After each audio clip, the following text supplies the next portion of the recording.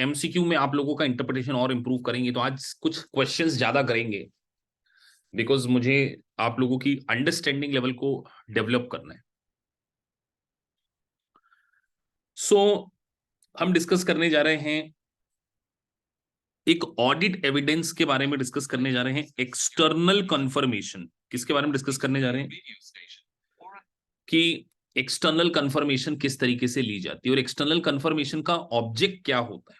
देखिए, जब आप एक ऑडिट करने जाते हैं, आपने अपनी किसी कंपनी के फाइनेंशियल स्टेटमेंट को वेरीफाई करना है, ऑडिट करना है उसका, और आपने उसमें अकाउंट रिसीवेबल देखे और आपने उसके लिए डायरेक्टली अकाउंट रिसीवेबल को एड्रेस किया कि आप अपने बैलेंस को कंफर्म कीजिए, इसको बोलते हैं एक्सटर्नल कंफर्मेशन।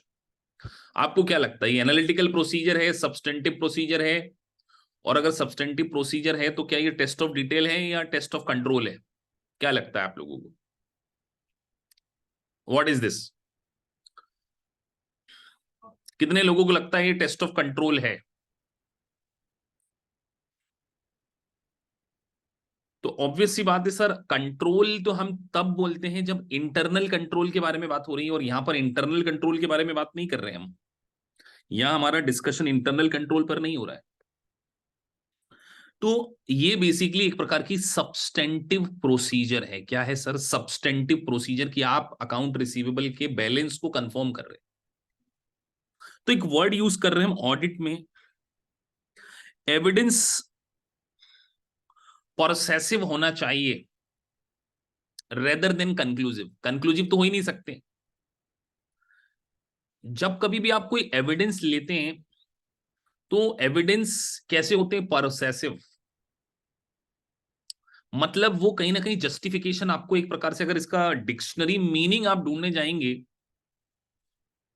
तो अगर मैं डिक्शनरी मीनिंग के बारे में बात करूं तो वो कंप्लीटली डिफरेंट है। हमें यहां पर कंक्लूसिव नहीं, हमें क्या करना है, जो भी ऑडिट एविडेंस होते हैं वो परसुएसिव होते हैं। अगर आप इसका डिक्शनरी मीनिंग जरा सर्च करके देखो क्या आता है। कई बार बच्चे पूछते हैं कि सर इसका मीनिंग क्या है। मीनिंग पूछते हैं बच्चे। तो ये एक बहुत इंपॉर्टेंट टर्मिनोलॉजी है। अगर आप गूगल पे लिखेंगे तो समथिंग थ्रू रीजनिंग लिखा आएगा। क्या लिखा आएगा?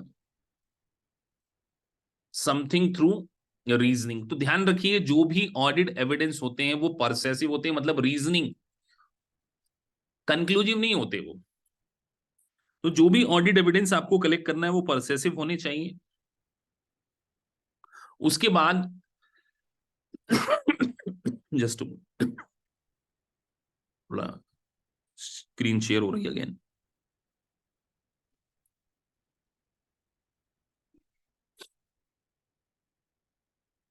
तो ऑडिट एविडेंस की क्वालिटी कंफर्मेशन से बहुत बढ़ जाती है, क्योंकि कहीं ना कहीं एक इंडिपेंडेंट सोर्स है। अगर आप डायरेक्टली अकाउंट रिसीवेबल को लेटर लिख रहे हैं, उनसे कॉन्फर्मेशन मांग रहे हैं, तो कहीं ना कहीं ये जो एविडेंस है आपके लिए और भी क्वालिटी वाले होंगे।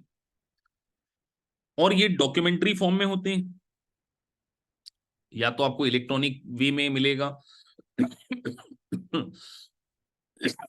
या आपको फिजिकल फॉर्मेट में कॉन्फर्मेशन मिलने वाली।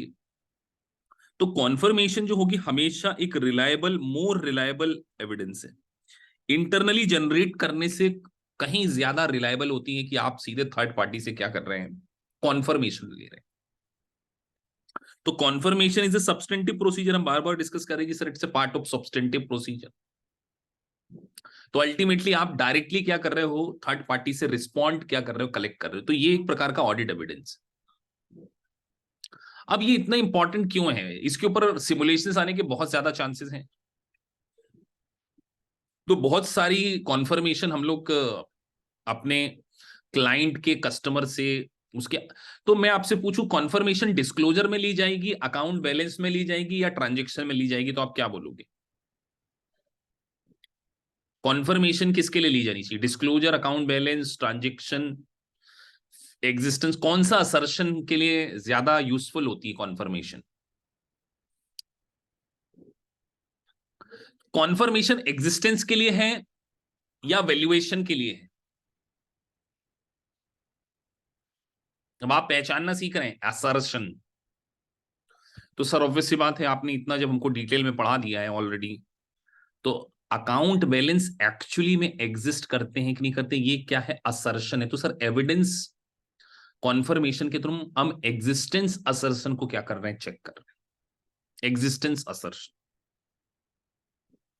अब इस प्रकार की जो कॉन्फर्मेशन ली जाती है वो डायरेक्ट रिस्पॉन्स लिया जाता है। मैं आपसे पूछता हूं, क्या एक ऑडिटर को कॉन्फर्मेशन लेना है, क्या वो ऐसा करे कि जितने भी कंपनी के अकाउंट रिसीवेबल की लिस्ट उठाए, उसका एड्रेस उठाए और अपना लेटर हेड पे लिखकर उनसे पूछे कि क्या आपको एक्चुअल में इतना पेमेंट देना है या कोई और तरीका होना चाहिए? प्रैक्टिकली बात करेंगे हम। और देयर इज अनदर वे, जैसे आप किसी कंपनी के ऑडिटर हैं, आप गए, कंपनी की लिस्ट निकाली और सबको चिट्ठी लिख दी, इज इट करेक्ट वे, और कुछ और होना चाहिए? और होना चाहिए तो क्या होना चाहिए, वो भी आंसर आपको देना है।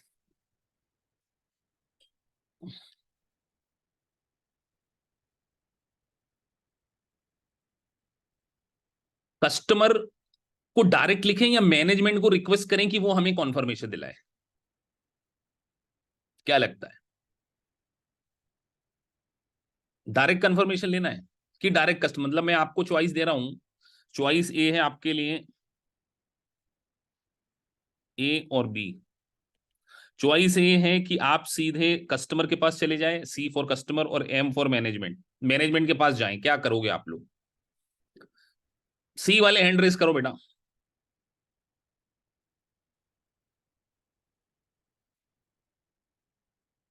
अब मैं आपसे एक बात और पूछता हूं, आप सब मेरे कस्टमर ही हो ना?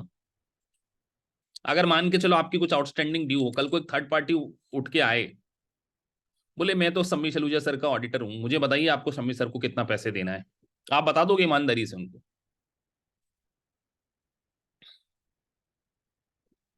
अपने एग्जाम्पल लेके बताओ, अपने पे सोच के बताओ कि कल को एक मेल आ जाए आपको, आप कोई आपसे कोई पूछे कि एकेपीएस इंस्टीट्यूट को आपको कितना पैसा देना है, आप उनको इन्फॉर्म कर दोगे? और अगर मेरा मेल आए कि यार ये पार्टी आपसे पूछना चाह रही है, हमारा ऑडिट चल रहा है, मेरी कंपनी के ऑफिशियल मेल आईडी से या मेरे पर्सनल मेल आईडी से एक मेल आए कि यार ये सीए साहब जो हैं हमारी कंपनी का ऑडिट कर रहे हैं, प्लीज इनको कंफर्मेशन दे देना, तो आप बताइए किस में ज्यादा कंफर्टेबल हो? आप अपने हिसाब से बताओ, हम बताओ आप, मैनेजमेंट या कस्टमर? तो अब आपने मैनेजमेंट क्यों बोल दिया? कई बच्चे ने पहले कस्टमर डायरेक्ट बोला था, मैनेजमेंट पे क्यों आ गए? वो क्यों आ गए, लॉजिक बताओ ना मुझे। ये मैं आपके अंदर कुछ चीजें बिल्ड करना चाहता हूं। जिन्होंने पहले कस्टमर लिखा था, अब उन्होंने मैनेजमेंट क्यों बोला? क्या रीजन था कि आपने आपके आंसर को चेंज कर दिया सिर्फ मेरे ये एग्जांपल देने से? उसके पीछे कोई लॉजिक बिल्ड किया या आपको ज्यादा लॉजिकल मेरा एक्सप्लेनेशन लगा? तो यही चीज आपने आंसर में को देते समय रखनी है ना, कि मैनेजमेंट को हम रिक्वेस्ट करेंगे कि मैनेजमेंट हमें उन पार्टीज के एड्रेस दे, और मैनेजमेंट के थ्रू ही हम कॉन्फर्मेशन ले सकते। कभी भी डायरेक्ट डायरेक्ट कॉन्फर्मेशन है वो रिस्पॉन्ड हमें ही करेंगे, मैनेजमेंट को नहीं करेंगे। लेकिन मैनेजमेंट उनको बोलेगा कि ऑडिटर का लेटर आएगा आपके पास, या मैनेजमेंट उनको एड्रेस देगा, कहीं ना कहीं मैनेजमेंट की हेल्प तो लेनी पड़ेगी। डायरेक्ट का मतलब ये नहीं है कि आप उठे और आपने बिना मैनेजमेंट के पूछे चिट्ठी लिख दी, वो भेज देंगे। आपको कहीं ना कहीं मैनेजमेंट से इस चीज को परमिशन लेनी पड़ेगी, या उसकी अप्रूवल कहीं ना कहीं क्या करनी पड़ेगी, लेनी पड़ेगी। इसको डायरेक्ट रिस्पॉन्स जरूर बोलते हैं,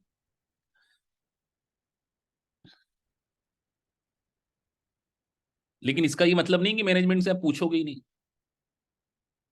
तो ये चीजें प्रैक्टिकली हैं। फिर आप उनको रिक्वेस्ट सेंड करोगे या उनसे फॉलोअप लोगे, ये सारी चीजें चलेगी। अब कंफर्मेशन डिजाइन करना सबसे इंपॉर्टेंट काम है। Designing of confirmation is very important, कि कंफर्मेशन को इस तरीके से डिजाइन किया जाए कि रिस्पॉन्स रेट जो है वो हाई होना चाहिए। क्योंकि देखिए आज की डेट में किसी के पास इतना टाइम नहीं है कि कोई भी आपसे कोई इंक्वायरी कर रहा हो और आप उसको सीधे रिस्पॉन्ड कर दें, क्योंकि रिस्पॉन्स रेट बहुत कम होता है। तो आपको बहुत सारी चीजें डिसाइड करते समय ये भी देखना चाहिए कि यार क्या आपको वो कस्टमर जो है वो रिस्पॉन्ड करेंगे कि नहीं करेंगे, तो ये भी कहीं ना कहीं आपको। और फिर आप आरएमएम को भी कंसीडर करोगे कि नहीं करोगे, बताओ, ये आरएमएम इज डायरेक्टली रिलेटेड और नॉट? और इनडायरेक्टली रिलेटेड, ये वर्ड बार बार आएगा, डायरेक्ट और इनडायरेक्ट। अब आप इतने मैच्योर्ड हो चुके हो कि आप ये डायरेक्ट और इनडायरेक्ट वर्ड समझ जा सकते हो। अब आपको पूरे इंटायर ऑडिट में, मेरे ये फंडामेंटल सेशन लेने का पर्पस ही आपको आरएमएम ऐसी जो टर्मिनोलॉजी है, तो आरएमएम का डायरेक्ट रिलेशनशिप है या इनडायरेक्ट रिलेशनशिप है? सर ऑब्वियस सी बात है, जितनी ज्यादा risk of material miss statement होगी उतनी रिलायबल एविडेंस की हमें रिक्वायरमेंट होगी। तो यहां पर पढ़कर नहीं बोलना है कि डायरेक्टली रिलेटेड टू, या तो ये लाइन इससे रिलेटेड भी नहीं थी, तो पता चले आपने ऊपर पढ़ लिया, वो तो उसमें कहीं लिखा भी नहीं है। लेकिन आरएमएम जितनी ज्यादा होगी उतनी ज्यादा कॉन्फर्मेशन की रिक्वायरमेंट होगी सर। जितनी फ्रॉड रिस्क की ज्यादा रिक्वायरमेंट होगी उतनी आरएमएम, उतनी हमें कॉन्फर्मेशन की रिक्वायरमेंट होगी। तो देखिए यहां पर एक वर्ड जो मैं बोल रहा था, मैनेजमेंट ऑथोराइजेशन।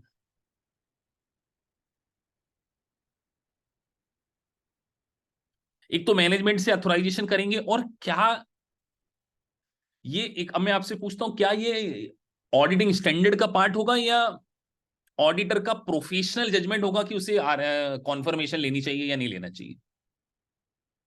मैं आपसे पूछूं, क्या आप कॉन्फर्मेशन से को स्किप कर सकते हो क्या?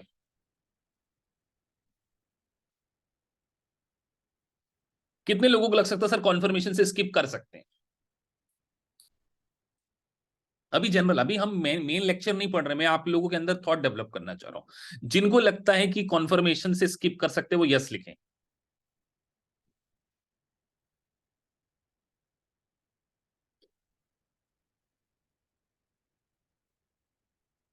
बिल्कुल स्किप कर सकते हैं। कहीं लॉ में नहीं लिखा है कि आप स्किप नहीं कर सकते। क्या कहीं मैंने आपको ऐसा पढ़ाया अभी इंटायर में कि यूएस गैस में लिखा है कि नहीं कॉन्फर्मेशन लेना ही पड़ेगा? अपने मन से तुक्का नहीं मारना है कि सर कर, जब तक आपको किसी चीज के बारे में पता ही नहीं है आप कैसे कह सकते हो कि सर कंफर्मेशन कंपलसरी है? जब हम बार बार बोल रहे हैं कि ऑडिट की ऑडिट प्रोसीजर, अब मुझे बताओ ऑडिट प्रोसीजर कौन सी लगानी? अब आप एक बार बार इस बात को सोचो कि सर आप बार बार बोलते हो इट्स ऑडिट प्रोसीजर, तो ऑडिट प्रोसीजर तो it's professional judgement of auditor कि उसको कौन सी प्रोसीजर लगाना है उसको नहीं लगाना है। क्या करोगे आप? उसको लगता है नहीं कंपनी की मुझे एक्सटर्नल कंफर्मेशन की जरूरत ही नहीं है। यार उसने देखा कंपनी का इंटरनल कंट्रोल अच्छा है, कंपनी के दो चार सेल्स, सारी सेल्स जो है वो कैश में होती है, और क्रेडिट सेल्स भी होती है, तो वो बहुत मिनिमम अमाउंट है, थोड़े बहुत बिल है। कंपनी का 1% सेल्स क्रेडिट में होती है। अब आप कंफर्मेशन लोगे, 1% काम को चेक करने के लिए इतना एफर्ट वेस्ट करोगे क्या? तो ये चीजें आपको एग्जामिनर यही तो चेक करने जा रहे हैं कि आप ऐसा सोच पा रहे हो कि नहीं, कि आपको ये पता होना चाहिए कि audit procedure is totally a professional judgement, prior experience on the audit. तो ये सारा कहीं ना कहीं आप डिजाइन करते समय सोचोगे। अब कॉन्फर्मेशन के दो प्रकार होते हैं। एक होती है पॉजिटिव कॉन्फर्मेशन, ये अब ये काम की चीजें, स्पेसिफिकली सिम्स से रिलेटेड काम की चीजें।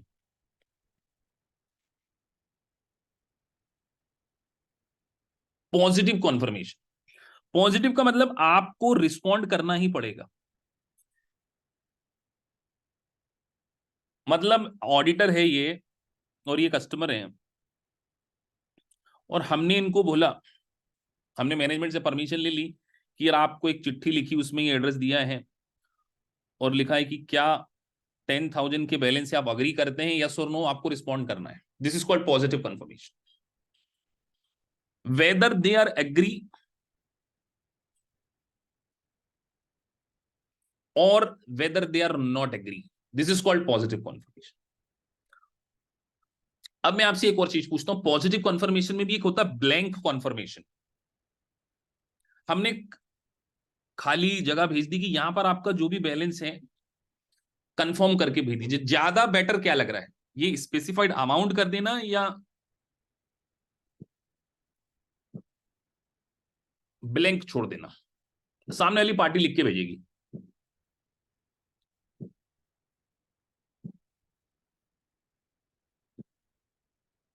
सर देखा जाए तो ऑडिट के पॉइंट ऑफ व्यू से ब्लैंक बेटर है।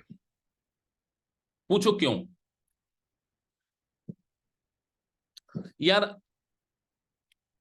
आप लेट से सोचो कि आपको मुझे 50,000 पे करना है, लेट से मैंने आपकी इंस्टॉलमेंट बनाई हुई है, आपने मुझे 50,000 रुपये देना है, और मैंने आपको मेल करा कि यार हमारे ऑडिटर कॉन्फर्मेशन मांगेंगे, लेकिन बाई मिस्टेक मेरा ऑडिटर लिख के बोल रहा है 40,000 रुपये देना है, तो आप अग्री कर जाओगे कि नहीं कर जाओगे? अभी मैं मान के चल रहा हूं आप सब ईमानदार हो, फिर भी आपको 10,000 का बेनिफिट दिखेगा, आप करोगे कि नहीं करोगे? अब ये इसमें एथिक्स में मत आ जाने कि नहीं सर हम तो एथिकल हैं। अभी मैं ये बात नहीं कर रहा हूँ, एथिक्स की बात नहीं कर रहा हूँ।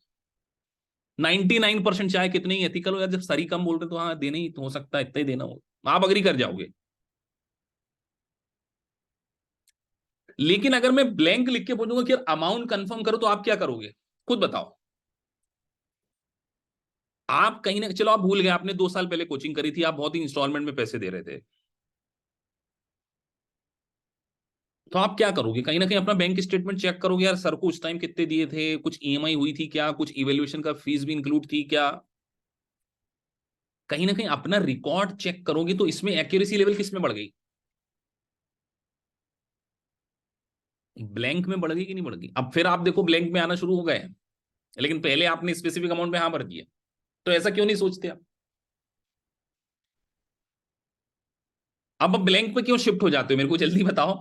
आप आपका आंसर देते हो, और जब मैं आपको आपकी सिचुएशन पे लेकर आता हूं, आपकी सिचुएशन पे, मैं कोई ऑडिटर की बात ही नहीं कर रहा हूं, तो आप अपने आंसर को चेंज कर लेते हो सेकंड टाइम। बहुत सारे बच्चों ने, हाँ अब देखो अंकुर ने बहुत सही लिखा कि अगर हम ब्लैंक भेजेंगे तो रिस्पॉन्स रेट क्या हो जाएगा, कम हो जाएगा या बढ़ जाएगा? अब आप खुद बोलो कि रिस्पॉन्स रेट कहीं, रिस्पॉन्ड रेट कहीं ना कहीं क्या हो जाएगा, कम हो जाएगा, क्योंकि आपको चेक करना पड़ेगा, तो ऑडिटर को यह भी ध्यान रखना है कि यार उसको रिस्पॉन्ड रेट्स को भी बढ़ाना है, और उसको पॉजिटिव, तो पॉजिटिव कंफर्मेशन कब लेना चाहिए? जब बहुत ज्यादा transaction, high level of transaction हो, मतलब बड़े बड़े अमाउंट हो, तब लेना चाहिए या नहीं लेना चाहिए? तो ऑब्वियसली बात है सर, पॉजिटिव मतलब सामने वाले से कॉन्फर्मेशन आप मांगना चाह रहे हैं,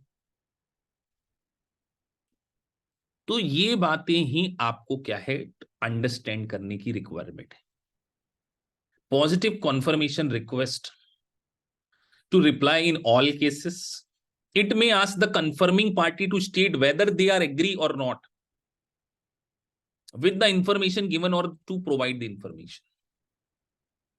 और सबसे इंपॉर्टेंट बात, पॉजिटिव कंफर्मेशन का रिस्पॉन्ड तभी कंसीडर किया जाएगा व्हेन पार्टी इज रिस्पॉन्डिंग। चलिए अब मैं आपसे एक और सिचुएशन डाल रहा हूं, लेट्स से 5 पार्टी ने रिस्पॉन्ड नहीं किया, क्या करना चाहिए बीइंग ऑडिटर? अब मैं देखता हूं आप जनरल प्रोसेस सोच पाते हैं कि नहीं। क्या हम क्वालिफाई कर दें, और क्या कर सकते, क्या हम ये मान लें कि फ्रॉड है, या कुछ और कर सकते? सर उस बैलेंस को वेरीफाई करने के लिए कुछ और further audit procedure, additional audit procedure नहीं लगाई जा सकती? यही चीज मैं आपसे निकलवाना चाहता हूं। सम सेकंड बार भी रिस्पॉन्ड मांग सकते कि चलिए एक बार और रिस्पॉन्ड दे दीजिए, यही तो हमारी एडिशनल ऑडिट प्रोसीजर है कि मैंने, हाँ एक अच्छी यूज है सर, सब्सिक्वेंट ट्रांजेक्शन भी चेक कर सकती कि आगे जाके और देख ले कि किसने कैश का पेमेंट कर दिया कि नहीं। आप सोचो आप 30, यार आप ऑडिट करने जा रहे हो तो 31 दिसंबर को थोड़ी ऑडिट कर रहे हो, आपने देखा 31 दिसंबर को एक कस्टमर से 30,000 लेना था, अब फेब्रवरी में उसने आपको 30,000 दे दिए, आपका ऑडिट तो 31 दिसंबर का था, लेकिन फरवरी में 30 आ गया, तो आप कहीं ना कहीं इस बैलेंस के लिए सब्सिक्वेंट डेट पे तो अश्योर होगा ना, तो आपने क्या किया, सब्सिक्वेंट डेट का डेटा चेक कर लिया। बात समझ में आई कि नहीं आई? ऐसा समझो कि अभी क्लास में किसी का भी नाम ले लेते हैं, जैसे पहला नाम लिखा परवेज का, लेट से परवेज से मुझे 30,000 रुपीज रिसीव करना था 31 दिसंबर की बैलेंस शीट।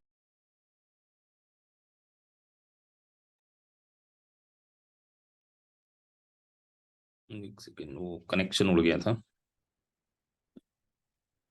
तो मैंने बोला कि मुझे परवेज से 30,000 लेना था 31 दिसंबर की, और आपने उनको चिट्ठी लिखी, उन्होंने रिस्पॉन्ड नहीं दिया।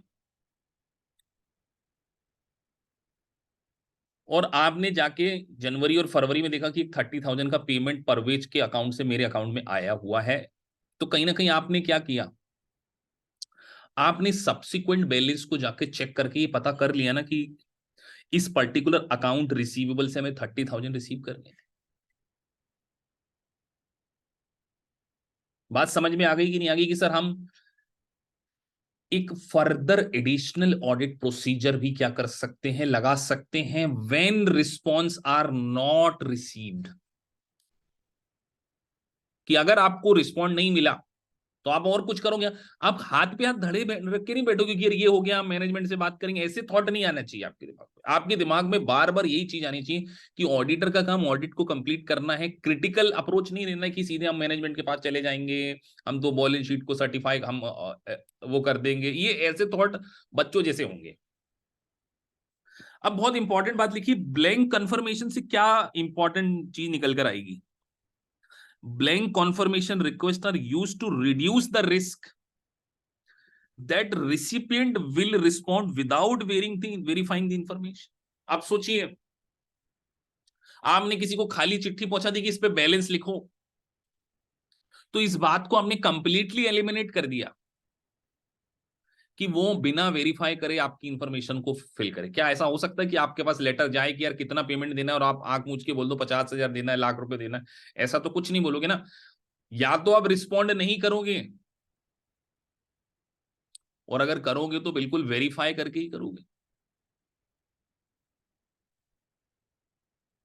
और अगर आपने विदाउट कंफर्म किए फिल करके हाँ अप्लाई कर दिया, तो आप सामने वाले से बोलोगे कि भैया आपने कंफर्म क्यों नहीं किया अमाउंट। लेकिन सबसे बड़ा क्या है, फिर इसमें लोग बोलते हैं यार हम क्यों रिस्पॉन्ड करें, ऑडिटर कोई सीआईडी ऑफिसर तो है नहीं कि जो उसकी बात का रिस्पॉन्ड करना ही करना है, नहीं करना, अभी हमारे पास समय नहीं है। यार आप आपकी जिंदगी में और दूसरे भी तो मैटर्स हो सकते हैं कि आपको एक ऑडिटर का आया कि नहीं भैया कंफर्म कंफर्म करो, तो आप उसके लिए बैठे हो ना। कोई बाउंडेशन है क्या आपके ऊपर एज ए कस्टमर? कोई वो सीआईडी ऑफिसर तो नहीं है, या आई आई आईबी का पर्सन थोड़ी है, या कोई अमेरिका की कोई सीआई एजेंट है जो उसकी बात का रिस्पॉन्ड करना कम। तो इसलिए लिखा disadvantage is lower response rate because of the additional effort required. Sir again 3-4 keyword निकल के आ गए हमारे दिमाग में, कीवर्ड्स जो मैं हमेशा आपको बता रहा हूं। सर पॉजिटिव कंफर्मेशन, कहीं ना कहीं जहां पर आरएमएम ज्यादा होगी वहां पर रिक्वायरमेंट होगी। हाई बैलेंस, जहां पर बहुत रिस्क अमाउंट ज्यादा है या बहुत सिग्निफिकेंट ट्रांजेक्शन्स हैं, सिग्निफिकेंट अकाउंट बैलेंस है, वहां पे रिक्वायरमेंट होगी। ये कहीं ना कहीं आपका अश्योरेंस लेवल भी क्या कर देगा, बताइए। अश्योरेंस लेवल विल इंक्रीज और इट विल डिक्रीज। कंपनी के फाइनेंशियल स्टेटमेंट के ऊपर अश्योरेंस लेवल, तो सर ऑब्वियस सी बात है पॉजिटिव कॉन्फर्मेशन के कारण आपका अश्योरेंस लेवल, आपका एक ऑर्गेनाइजेशन पे ट्रस्ट और बढ़ जाएगा। बट सर एक रिस्क भी है कि लोअर रिस्पॉन्स रेट आ सकता है। तो ये सारी चीजें। सर नेगेटिव कॉन्फर्मेशन,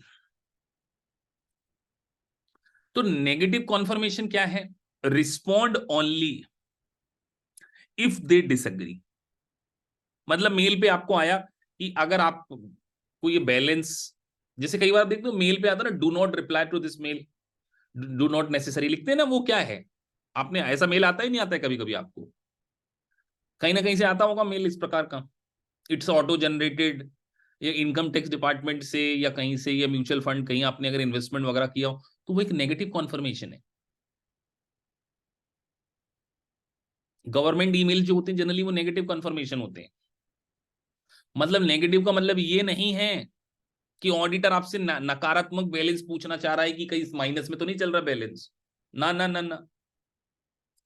ऑडिटर आपसे पूछना चाह रहा है कि अगर आप डिसएग्री हैं तो रिस्पॉन्ड करें, अदरवाइज आप कुछ मत करिए। तो बताइए यहां पर अमाउंट छोटे बैलेंस के लिए ये इस प्रकार की कंफर्मेशन रिक्वायर्ड होगी या लार्ज बैलेंस के लिए होगी? तो ऑब्वियस सी बात है सर, नाम से क्लियर है। छोटे छोटे बैलेंस के लिए हम बहुत सारे कस्टमर को एक साथ मेल डाल देंगे, लाखों कस्टमर एक कंपनी के, सबको मेल डाल दिया। जहां पर are not use as only substance, क्योंकि ये केवल एक ओनली सब्सटेंटिव प्रोसीजर नहीं हो सकती। और यहां पर आरएमएम लो होना चाहिए या आरएमएम हाई होना चाहिए? सर ऑब्वियस सी बात है, यहां पर आरएमएम लो होगा, लो आई नहीं, रिस्क है ही नहीं, छोटे छोटे बैलेंस है, क्या ही की रिस्क है, क्यों पॉजिटिव सबसे मांगे, तो नेगेटिव कॉन्फर्मेशन। और ऑडिटर को कहीं ना कहीं कंपनी के इंटरनल कंट्रोल के ऊपर भी बहुत ज्यादा भरोसा है, और स्मॉल होमोजेनियस आइटम्स हैं, बहुत सारी पॉपुलेशन भी बहुत ज्यादा है, तो अगर बहुत ज्यादा पॉपुलेशन होती तो सबसे पॉजिटिव कॉन्फर्मेशन नहीं मांगी जा सकती। और आपको लगता है कि exception rate is very low, exception कि यार कोई एक आध ही होगा जो रिस्पॉन्ड करेगा कि नहीं हमारा बैलेंस डिसएग्री होता, ऐसा exception rate is very low. तो इस प्रकार की सिचुएशन में आप क्या करते हैं, नेगेटिव कॉन्फर्मेशन को क्या करते हैं, जनरली यूज करते हैं। किसको यूज करते हैं, नेगेटिव कॉन्फर्मेशन। स्क्रीन दिख रही है, क्वेश्चन आ गए होंगे आपके सामने, विजिबल है, नहीं है visible,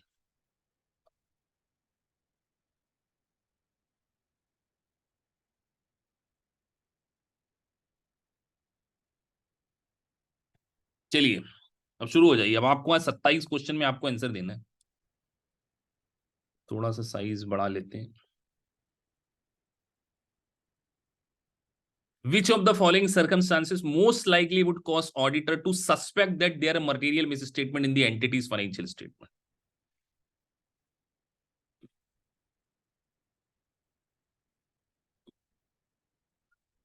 cash transaction are electronically processed, और कोई ऑडिट ट्रेल नहीं होती है। क्या इलेक्ट्रॉनिक प्रोसीजर के कारण हम कह दें कि कंपनी के फाइनेंशियल स्टेटमेंट को मिस स्टेटमेंट माना जाएगा? तो सर ये तो नहीं हो सकता। Sir unusual discrepancies between entity records and conformation replies, अब देख के ये लग रहा है कि सर अभी दूसरे ना भी पढ़े तो ये लग रहा है, अगर आगे के दो ना पढ़े तो ये लग रहा है, तो अभी हम दो नहीं पढ़ते, इसको क्लिक कर देते हैं, तो इतना कॉन्फिडेंस तो आपके दिमाग में आ जाना चाहिए कि यही होगा। लेकिन ये गलती एग्जाम में नहीं करना है, और ना ही पढ़ते समय, क्योंकि हो सकता है आगे कुछ और बेटर बात लिखी हो, ऐसा थोड़ी है। फिर भी पढ़ना चाहिए। Management enforce strict budgetary control, तो अगर मैनेजमेंट कोई स्ट्रिक्ट बजटरी कंट्रोल देता तो इसका क्या लेना देना मिस स्टेटमेंट से? और अगर किसी बैंक रिकंसिलेशन में आउटस्टैंडिंग चेक है तो क्या कोई सस्पेक्ट मिस स्टेटमेंट है क्या? बैंक रिकंसिलेशन में तो बनाते ही आउटस्टैंडिंग चेक्स के लिए बनाया जाता है, तो कोई दिक्कत ही नहीं है इसमें, तो खत्म हो गया काम। अब इस क्वेश्चन का आंसर आप ही पढ़ोगे, आप ही आंसर दोगे। क्लास में मेजोरिटी स्टूडेंट पार्टिसिपेट करें, मैं देखता रहता हूं आप लोगों की चैट, बस मैंने चैट को प्राइवेट कर रखा जिससे मैं ही पढ़ पाऊं।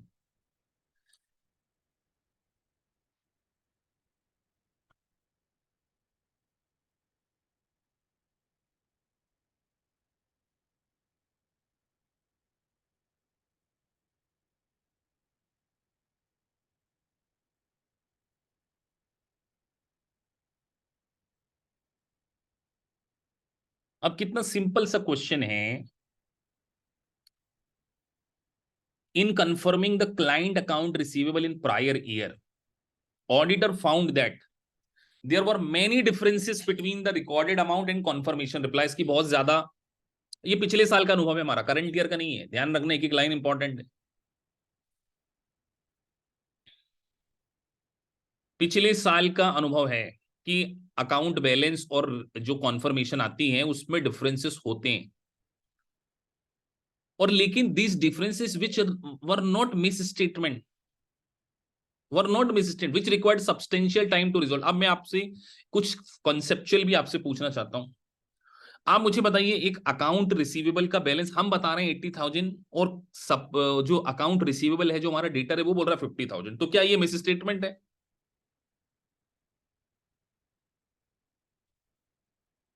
हम बोल रहे हैं हमें 80 लेना है, और वो बोल रहा नहीं 50 ही देना है। सर रिकॉन्सिलेशन नाम की भी तो चीज हो सकती है, हो सकता है कि उसने हमको एक 30,000 का चेक इशू कर दिया हो और वो अभी बैंक में क्लियरेंस में नहीं आया हो, तो हमको तो पता ही नहीं है। चेक इन ट्रांजिट हो सकता है, हमने तो एंट्री करी नहीं, उसने तो अकाउंट डेबिट मार दिया, और वो बोल रहा है 50,000, हमारा लेजर बोल रहा है 80,000। तो यहां पर वो बोल रहे हैं the difference which were not misstatements, वो खुद बोल रहे हैं। Required substantial time to resolve in defining sample units. अब आपको सैंपलिंग करना है। पिछले साल का अनुभव बोल रहा है कि यार मिस स्टेटमेंट ज्यादा नहीं होता, तो कौन से ले, लार्ज अकाउंट बैलेंस उठाएं या स्मॉल उठाएं? तो अब मेजॉरिटी स्टूडेंट डी पे बोल देंगे कि सर जब मिस स्टेटमेंट है ही नहीं, तो क्या छोटे अकाउंट बैलेंस को चेक करना सही है? अभी भी कई लोग सी पे अटके अटके हुए हैं। अब मेरे ऐसा कहने से तो डी पे आ गए कई बच्चे। बस मैं यही तो देखना चाहता हूं कि आप अपना दिमाग लगाते हो कि नहीं। कई ऐसा ऐसे वो गेम्बल नहीं खेलना कि बी सी डी केबीसी के हॉटस्पॉट पर नहीं बैठे हो, क्वेश्चन को पढ़ो। जब कोई मिस स्टेटमेंट है ही नहीं, इन सैंपलिंग,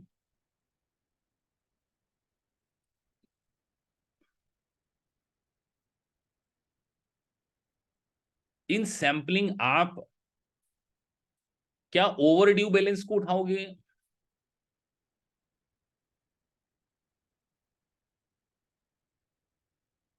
क्योंकि आपको पहले पता चल चुका है क्या ओवर ड्यू बैलेंस को उठाएं, तो आपके मन में अब आ गया होगा कि सर जो आउटस्टैंडिंग बैलेंस है ओवर ड्यू बैलेंस है। तो यार मिस स्टेटमेंट का ओवर ड्यू से क्या लेना देना? अब बी पे आ गए सर, इनवॉइस, इंडिविजुअल इनवॉइस। अब इसका रीजन पढ़ो और अपने आप को जस्टिफाई करो कि अकाउंट बैलेंस को रिकंसाइल करना डिफिकल्ट हो रहा था। तो उन्होंने एक रीजन क्या दिया कि हम यहां पर क्या करेंगे। अब देखो ये क्वेश्चन बहुत टेक्निकल क्वेश्चंस की कैटेगरी में आता है, तो इस प्रकार के क्वेश्चन को हम डिस्कशन कर सकते हैं। When external confirmation of balance of account receivable is difficult, confirming individual transaction,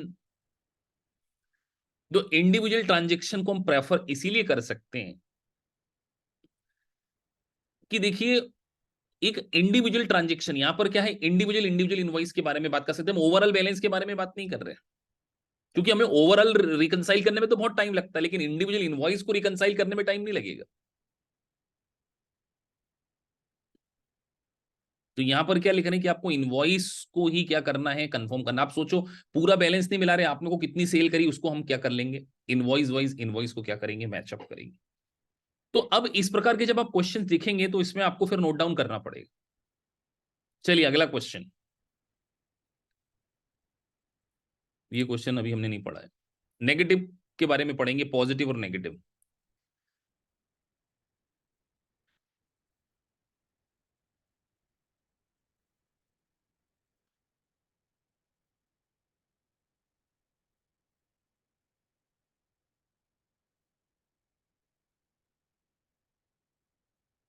sir ए और डी तो नहीं हो सकता, बाहर कर दो।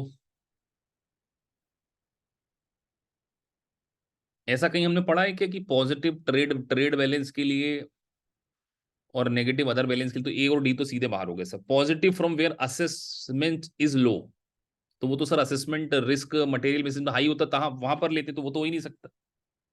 तो ए और डी तो बाहर हो गए। तो सर पॉजिटिव कंफर्मेशन क्या छोटे छोटे बैलेंस के लिए लेते हैं? हम्म। तो आप सब किस पे आ जाएंगे?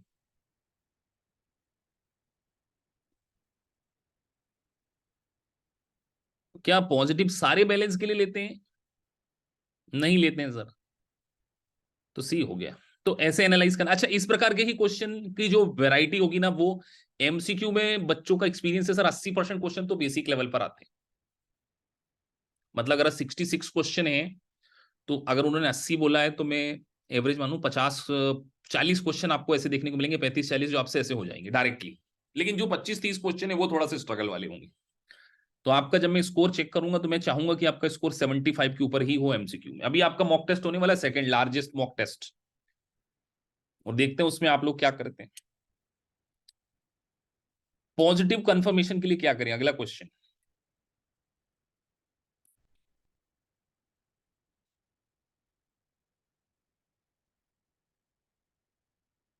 कि सर हमको पॉजिटिव कंफर्मेशन अन हमको रिस्पॉन्ड नहीं मिला। अब देखो वो वर्ड आ गया सब्सिक्वेंट। अब आपने मेरे सब्सिक्वेंट को रट लिया, लेकिन इसका ये मतलब नहीं है कि क्योंकि यहां पर ये भी तो हो सकता है कि सेकंड हम भेज दें, ये क्यों नहीं हो सकता?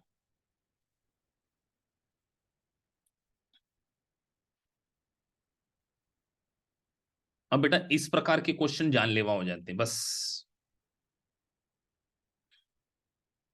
क्योंकि अब आपको गुड, बेटर और बेस्ट में से चूज करना है।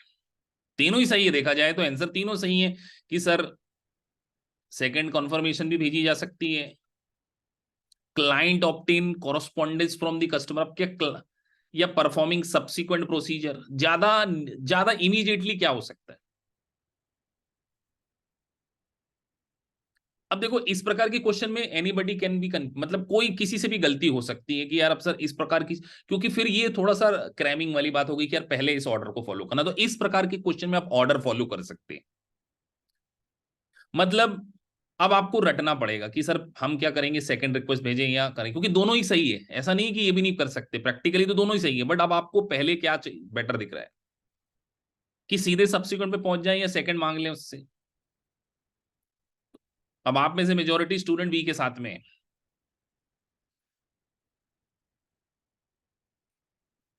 तो ये चीजें रटनी पड़ेंगी। मैंने भी बोला था कि आप सेकंड रिक्वेस्ट भी भेज सकते हैं, ऐसी चीजें आपको कुछ चीजें याद करनी पड़ेंगी कि अगर पहली बार में रिस्पॉन्ड नहीं आता है तो सर पहली स्टेप क्या होगी, सेंडिंग सेकंड रिक्वेस्ट। ऐसे नोट्स आप बना सकते हैं, सेकंड रिक्वेस्ट की यार फिर से भेजो। अब वो फिर से नहीं रिस्पॉन्ड कर रहा है तो फिर हम सब्सिक्वेंट प्रोसीजर में, क्योंकि यहाँ पे स्पेसिफाइड नहीं लिखा है सब्सिक्वेंट प्रोसीजर में हमको क्या करना है, देखो यहाँ थोड़ा सा अनस्पेसिफाइड लिखा है, तो कुछ चीजें आपको 2-5% तो लक के बेसिस पे जाना ही पड़ेगा ना, ऐसा 100% आप ऑडिट में एक्यूरेट नहीं हो सकते, मैं आपको बार बार बोल रहा हूं। चलिए अगला क्वेश्चन।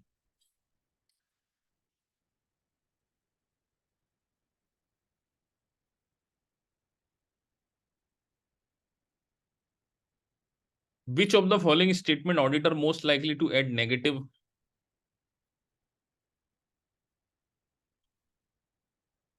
नेगेटिव कंफर्मेशन का लेटर ड्राफ्ट करते समय क्या ध्यान रखोगे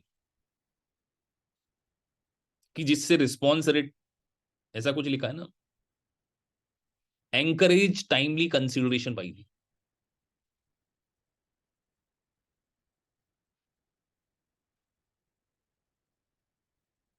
ये भी टेक्निकल हो गया सर थोड़ा सा।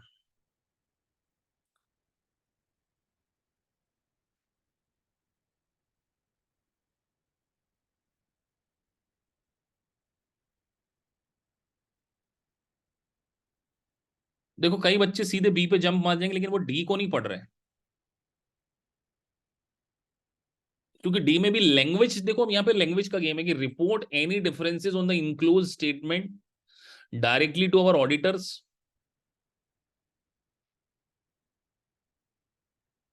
और दूसरे में लिखा है you do not report any differences within 15 days it will be assume that the statement is correct. ज्यादा बेटर क्या लग रहा है, ये दोनों में से कोई एक सही हो सकता है। The following invoice have been selected for confirmation represent overdue, और तीसरा this is not request for payment. तो लैंग्वेज के ऊपर गेम है। तो सर दोनों में हम यहां पर देखें, यहां पर हमने 15 दिन का समय लिया है। अगर सबसे इंपॉर्टेंट चीज है तो कितने स्टूडेंट डी के साथ में हैं? मेरा इंफोसिस डी पे ज्यादा है, मैं भी गलत हो सकता हूँ, ऐसा थोड़ी मेरा मेरा 1%, मेरा भी तो 1%। अगर अगर मेरे मैं 1%, देखो 1% किसी, मैं 99% की गारंटी देता हूँ कि मेरे 99, 90 तो नहीं, 95% क्वेश्चन सही हो जाते हैं। अब मैंने डी बोल दिया, सब लोग डी पे आ गए, वो सब ने अपना, देखो ये चीज अपने को नहीं सुनना, आपका माइंड भी कई बार आपको ऐसे एग्जाम में बोलेगा कि हमें सर डी पे जाना है या बी पे जाना, आपको श्योर होना चाहिए। मैं तो आपको कंफ्यूज करने के लिए बैठा हूँ, आपका माइंड हूँ कि जो आपके अंदर नए नए थॉट डाल रहा हूँ आपके दिमाग में, वहां पे थॉट आएंगे, यहाँ पे 15 दिन लिखा हुआ है। भैया ऑडिट के पास इतना समय नहीं कि वो इंतजार करते फिरेगा, उसने 15 डेज का एक इमीडिएट शॉर्ट पीरियड दिया है, तो यहाँ पर स्पेसिफिक बात थी। अब आप जब घर पे एनालाइज करेंगे तो यहाँ पे पढ़िए, तो यहाँ पे लिखा है देखो, although the statement is appropriate for confirmation but it does not encourage timely response. क्योंकि टाइम, अब देखो यहाँ पर आपको दिमाग में ऐसे नोट्स बना, टाइमली भी है तो टाइमली मतलब हम यहाँ पे डेज डेज कंसीडर कर रहे हैं। तो अब जब आप पढ़ो तो आप अपने आप को एनालाइज करो कि अच्छा यार, टाइम लिमिट एनालाइज, सॉल्यूशन को पढ़ते समय भी आपको एनालाइज करना है। एटलीस्ट आपकी पोजीशन ऐसी जरूर पहुंच जानी चाहिए एमसीक्यू करते समय कि आप 4 में से 2 छांट पाओ, और आपको हल्का सा किसी में एक थोड़ा बहुत डाउट हो, अगर कोई कॉम्प्लिकेटेड क्वेश्चन है। अदरवाइज आपके सारे क्वेश्चन सही होने चाहिए।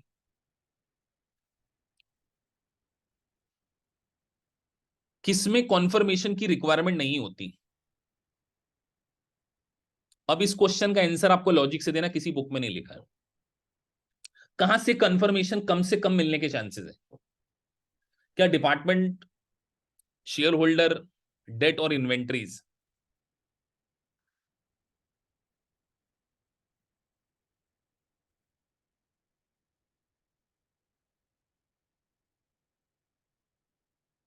क्या इनकम टैक्स डिपार्टमेंट ऑडिटर का रिस्पॉन्ड करेगा?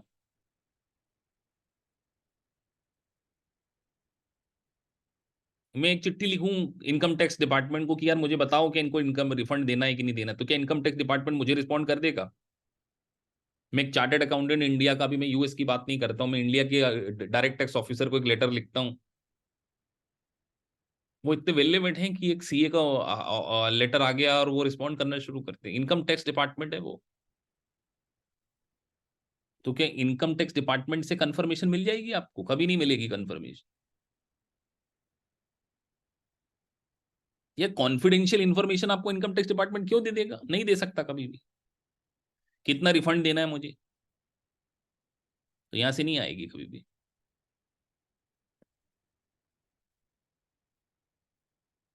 इन auditing account receivable, the negative form of external confirmation request most likely would be used when, बहुत सरल है तो।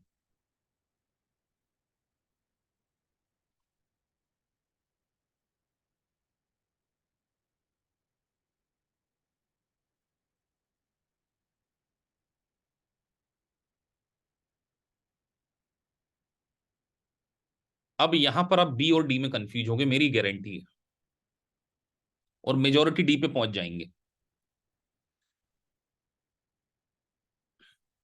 डी नहीं हो सकता क्या रीजन से? ऐसी डी में क्या खूबी है जिसके कारण डी हो नहीं सकता? ये बात मैं आपसे जानना चाहूंगा जिन्होंने डी आंसर नहीं दिया है, दे शुड मेंशन।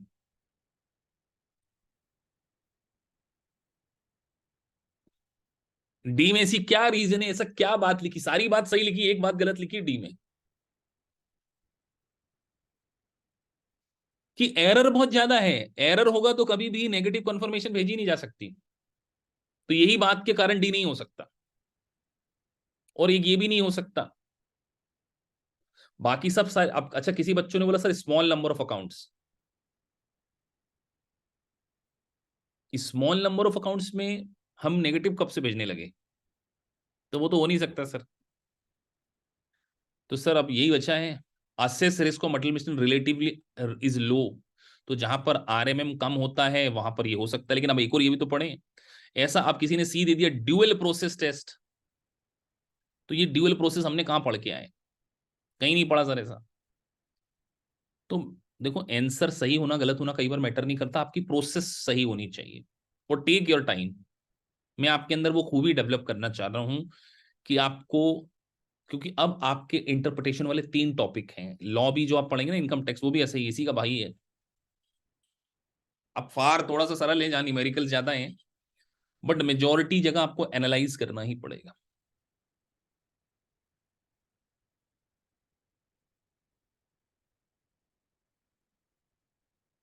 एक एक लाइन इंपॉर्टेंट होती है। देखो ये इन इफेक्टिव लिखा है, इसको भी ध्यान से पढ़ो, ineffective. Read this and answer.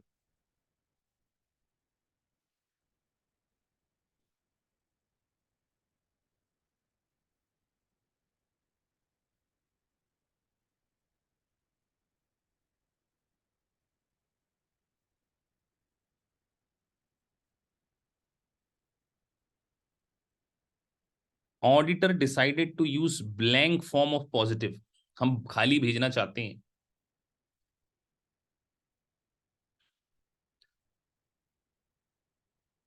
The auditor should be aware that the blank form may be ineffective because few response may occur because more effort is required for the recipient. तो आपको ये बात पता है, आपने सही पढ़ा, सही समझा और आंसर दे दिया।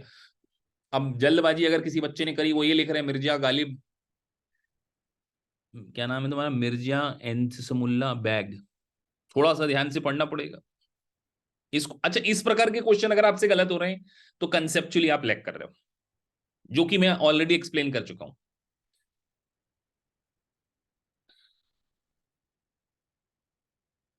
इन which of the following circumstances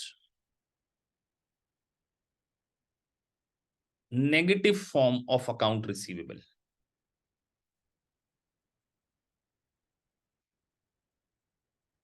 easiest question, सबका आंसर चाहिए मुझे।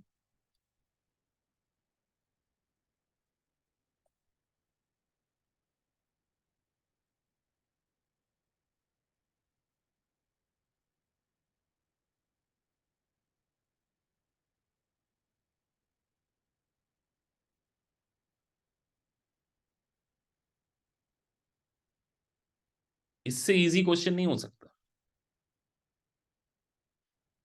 स्ट्रेट फॉरवर्ड आपका आंसर आ जाना चाहिए, और आना शुरू हो गया है बच्चों का, कि सर नेगेटिव कॉन्फर्मेशन वहां पर एप्लीकेबल होती है जहां पर नंबर ज्यादा होते हैं, मिस स्टेटमेंट कम होता है और बैलेंस छोटा मोटा होता है। तो उसका आंसर आप लोगों ने सही दे दिया है, डी। स्ट्रेट फॉरवर्ड, ऐसे क्वेश्चन स्ट्रेट फॉरवर्ड कहलाते हैं। ये रट्टाफिकेशन नहीं, सीधा आपने पढ़ा, समझा और आंसर दिए।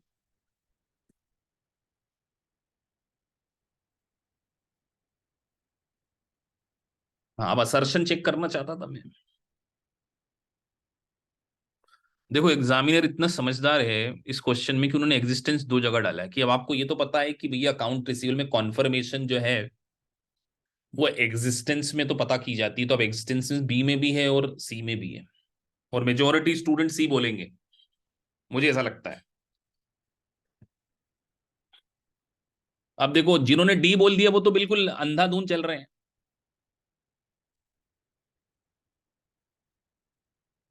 सर, ये श्योरिटी है कि इसके अंदर राइट एग्जिस्टेंस है, तो दोनों में एग्जिस्टेंस है, बी में भी है और सी में भी है। बट बी क्यों सही है या सी क्यों सही है, ये डिसीजन आपको लेना है। तो आपके पास अकाउंट रिसीवेबल है, वो आपका राइट है या नहीं है, ये ज्यादा जरूरी है जानना, या पूरे अकाउंट रिसीवेबल, कहीं अकाउंट रिसीवेबल में कोई मिस्टेक तो नहीं है। Right and obligation is better word. तो सर, एग्जिस्टेंस के साथ में अगर हम इसको लगा दें तो सही हो जाएगा। तो देखो, आपको ये छोटी छोटी चीजें पता होनी चाहिए जो हमने पहले डे पे पढ़ ली थी, असर्शन। जब आप सीक्वेंस में पढ़ने जाएंगे तो 10वें नंबर पे चैप्टर है, लेकिन असर्शन हम पहले डे पे पढ़ लिए, पहले या दूसरे लेवल पे। बात समझ में आ गई कि आपके ही है कि नहीं, वो लेना है भी कि नहीं लेना है आपको, कि ऐसे ही बता रहे हो आप? तो राइट।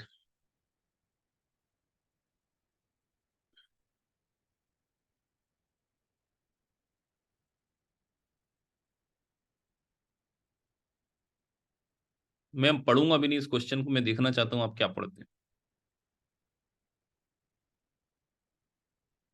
कितने स्टूडेंट जिनकी स्पीड स्लो है, जिनको लग रहा है कि सर हम तो एमसीक्यू बड़े फास्ट कर रहे हैं, ऐसा लग रहा होगा ना आप लोगों को, लग रहा है किसी को? इतना ही समय होगा आपके पास भी एग्जाम में सॉल्व करने के लिए, जितना मैं दे रहा हूं आपको।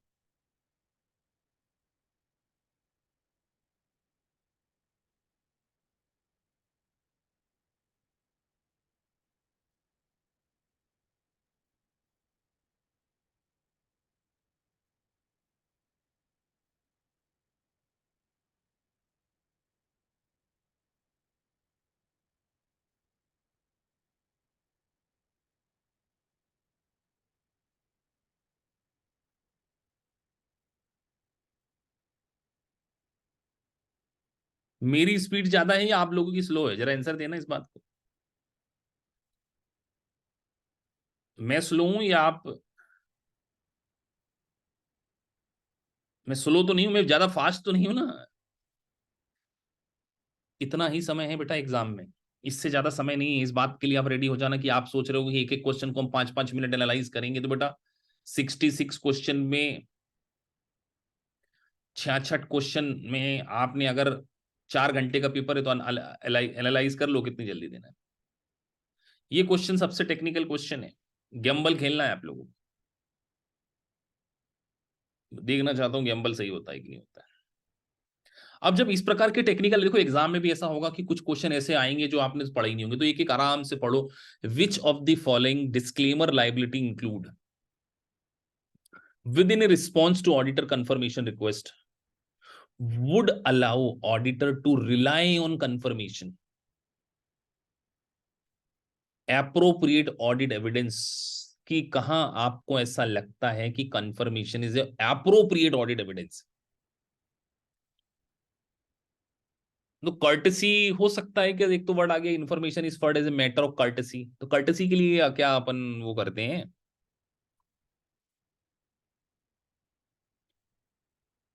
Information is not guaranteed to be accurate or current and could be matter of opinion. Information in the confirmation may not be relied upon by the recipient। तो सर डी, मेजॉरिटी स्टूडेंट जो जा रही है वो, जरा answer दो।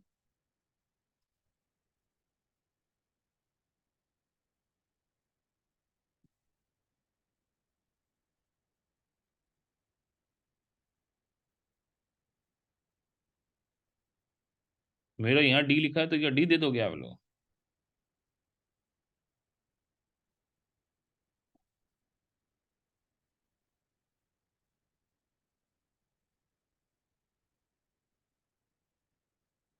कुछ लोग गैस वॉक खेल रहे हैं, सी। चलो मेजॉरिटी स्टूडेंट को हम टिक कर लेते हैं।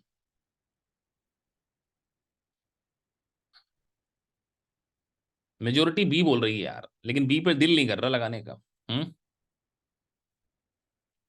दिल नहीं कर रहा था क्योंकि बी तो था ही नहीं, पर मेजॉरिटी बी पे है। फिर सेकंड मेजॉरिटी थी डी में। अब तो क्या बचे सर, कर्टेसी को हटा दो तो सी बचा है, और अल्टीमेटली वो कर्टेसी वाला ही आंसर सही था। अब इस क्वेश्चन का सॉल्यूशन पढ़ना बनता है सर। अब आप सॉल्यूशन पढ़िए और आप क्वेश्चन को समझिए, तो कई ऐसे क्वेश्चन, 1-2% होंगे क्वेश्चन।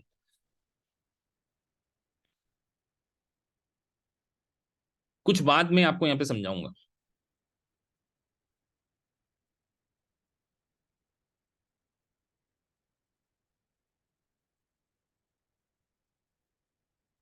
एक वर्ड वहां पे लिखा था, डिस्क्लेमर।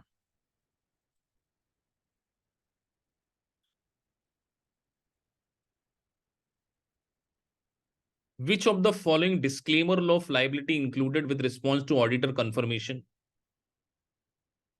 कितने लोगों को लास्ट लाइन समझ में आ गई?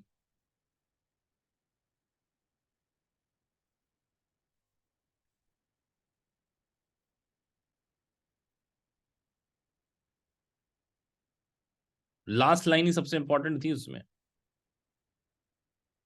देखिए उसमें उन्होंने यही बोला है कि आपको अगर कॉन्फर्मेशन मिलती है तो कॉन्फर्मेशन 100% एक्यूरेट नहीं है, उसके ऊपर डिस्क्लेमर दिया सकता, फिर भी आप उसको ऑडिट एविडेंस तो मानोगे ही ना, क्योंकि ऑडिट एविडेंस कंक्लूसिव कभी नहीं होते।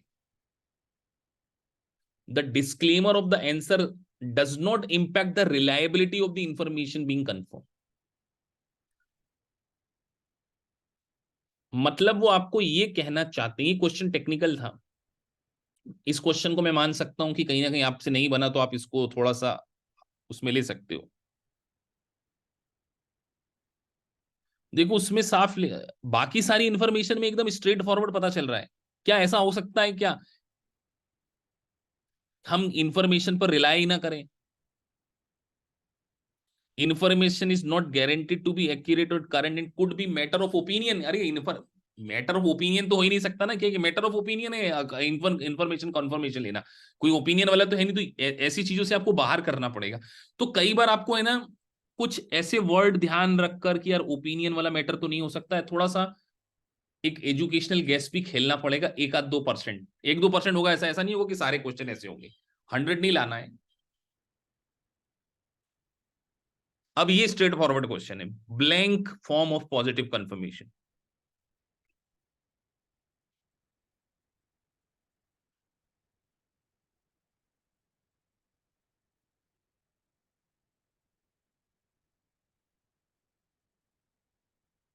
इजिएस्ट क्वेश्चन है ये।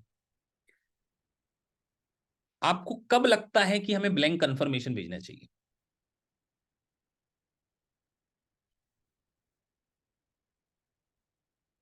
कब लगता है? जब आपको इस बात का डर हो ना कि वो कहीं बिना वेरीफाई करे इंफॉर्मेशन ना भेज दे, यही डर होगा ना। ये बात के ऊपर मैंने अटेंशन पहले भी दिया था कि ब्लैंक कंफर्मेशन हम तभी भेजते हैं जब हमको लगता है कि यार वो कल को चेक ना करे तो हमें उसको अब आंसर दीजिए। अब मेरा ऐसा बोलते से ही आपका तुरंत बटन ए पे दब जाएगा ना तुरंत, और देखो सबने ए पे बटन दबा दिए। तो आपने अपनी सोच को केवल केवल सीमित ए तक रख दिया। तो अब इस प्रकार के जब मल्टीपल चॉइस क्वेश्चन आप दोबारा करोगे तो आपको समरी नोट्स बनाना पड़ेगा। मैं ये बता रहा हूं कि देखो नोट्स बनाने की हैबिट है, मेरे लेक्चर सुनोगे, नोट्स पढ़ोगे और फिर अपने कुछ थॉट लिखोगे कि पॉजिटिव कंफर्मेशन तब ब्लैंक पॉजिटिव का, अब अपनी ओन लैंग्वेज में लिख सकते हो कि positive blank confirmation in case when the auditor has the doubt, कि जो कॉन्फर्मेशन आएगी वो, उसमें जो कॉन्फर्मेशन पार्टी है वो आपको अटेंशन वो प्रॉपरली वेरीफाई करके नहीं देगी, इस सिचुएशन में ही हम भेजते हैं। तो आप अपनी ओन लैंग्वेज में भी अपनी नोट्स बना सकते हो कॉन्सेप्चुअली स्ट्रॉन्ग करने के लिए। हर चीज जरूरी नहीं है कि आपको मुझसे सुन के ही सीखनी है। चलिए last question of the day.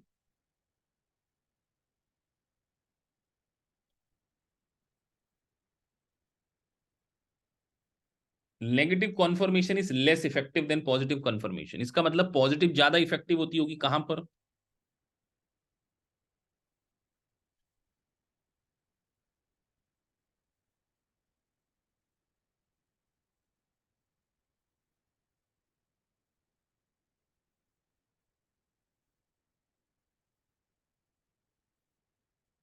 B और सी में डाउट आना चाहिए आप लोगों को।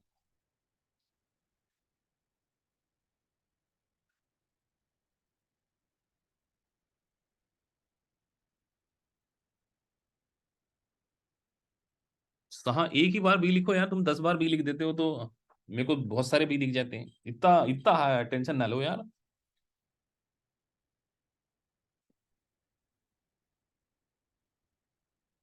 ऑब्जेक्टिवली।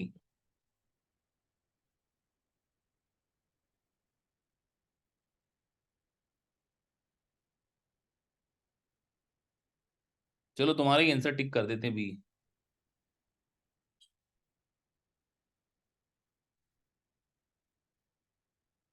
इसमें भी कंफ्यूजन था ना बी और सी में, कि सबको क्लियर था बी होगा। चलिए मेजोरिटी स्टूडेंट को क्लियर था, तो आप घर पे जाएंगे थोड़ा सा एनालाइज करेंगे पढ़ेंगे तो और ओवरऑल आपको चीजें क्या होंगी, क्लियर होंगी, मैं ऐसा मान के चलता हूँ। और जब आप यहाँ पर सबमिट करेंगे ऐसे, तो आपकी ग्रेड रिपोर्ट अगर आती है 85% के ऊपर, जैसे अभी हमने यहाँ पर, और आपका देखो यहाँ पर समय जो मैंने लिया वो 4 मिनट 40 मिनट, ये बहुत ज्यादा समय है। इतना समय आपको एग्जाम में नहीं मिलेगा, ये बात भी आपको ध्यान रखनी है। आपको जो समय लेना है वो 1.5 मिनट के अंदर ही आपको सारी सिचुएशन का क्या करना है, एनालिसिस करना है। अगर आप ये पोजीशन पर, आने वाली पोजीशन पे पहुंच गए सारी की सारी यूनिट्स में, तो इसका मतलब आप एक अच्छी पोजीशन पर हो, आप ऑडिट को पास कर लोगे। और अगर ऑडिट आपने पास कर लिया तो मैं इस बात की गारंटी देता हूं रेगुलेशन और टीसीपी भी आपसे पास हो जाएगा। फार की नहीं देता, क्योंकि far is completely different skill की रिक्वायरमेंट है, मतलब ऑडिट पास करने वालों में टीसीपी और रेगुलेशन पास करने की स्किल होगी। सिमिलर काइंड ऑफ लॉ का पेपर है वो, थोड़ा सा लैंग्वेज वाला पेपर है वो भी, लेकिन far is completely different dimension. सोमवार बात कर लेते हैं तुमसे अंकुर। नेहा यादव आपसे भी बात कर लेते हैं, मंडे आपसे बात कर लेते हैं regarding further study plan and all. चलिए तो मिलते हैं आपसे नेक्स्ट क्लास में। हाँ, दीपिका मैडम से आप कांटेक्ट कर लेना अंकुर। तो अभी हम लोग ज्यादा डिस्कशन